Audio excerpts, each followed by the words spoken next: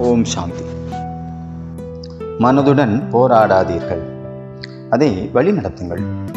பெரும்பாலான மனிதர்கள் தங்கள் வாழ்க்கையின் பெரும்பகுதியை தங்கள் மனதுடன் போராடி கொண்டே இருக்கிறார்கள்.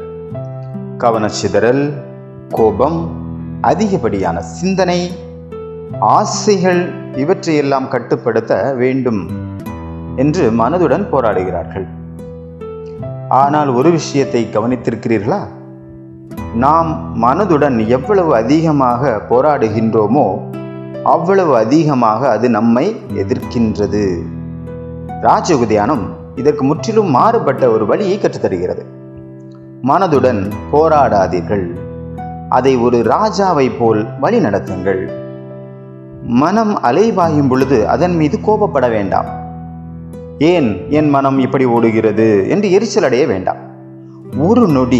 ஒரே ஒரு நொடி அமைதியாக நின்று மென்மையாக உங்களுக்குள் சொல்லுங்கள், நான் ஓர் அமைதியான ஆத்மா, நான் இந்த உடலின் எஜமானன், நான் மனதின் எஜமானன், மனம் என்னுடைய கருவி, மனம் நான் அல்ல. இந்த ஒரு நினைவே உங்கள் உள்ளத்தில் ஒரு பெரிய மாற்றத்தை உருவாக்க தொடங்கும். மனதை வற்புறுத்தி அதை அமைதியாக்க முடியாது. தன்னுடைய எஜமானன் யார் என்பதை மனம் நினைவு கொள்ளும் பொழுது, அதை உணரும் பொழுது அது இயல்பாகவே அமைதி அடைகிறது. ஆகையால் ஒவ்வொரு மணி நேரத்திலும் ஒரு நிமிடம் மட்டும் உங்களுக்காக ஒதுக்குங்கள். எல்லா வேலைகளிலிருந்தும் ஒரு கணம் விலகி உங்கள் உண்மையான சுயத்தை நினைவு கூறுங்கள். நான் ஓர் அமைதியான ஆத்மா, நான் ஜோதி சுரூப ஆத்மா, நான் சக்திசாலி ஆத்மா, நான் மனதின் எஜமானனாவேன்.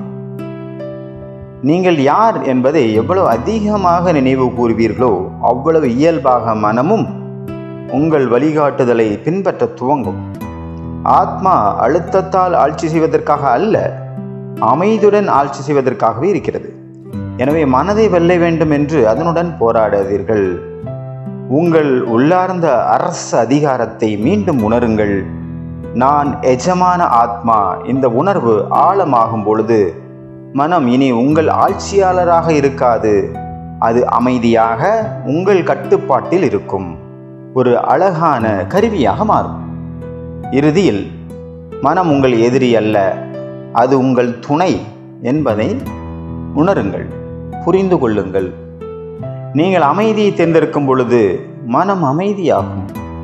நீங்கள் ஆத்ம உணர்வை தேர்ந்தெடுக்கும் பொழுது மனம் உங்களை பின்பற்றும்.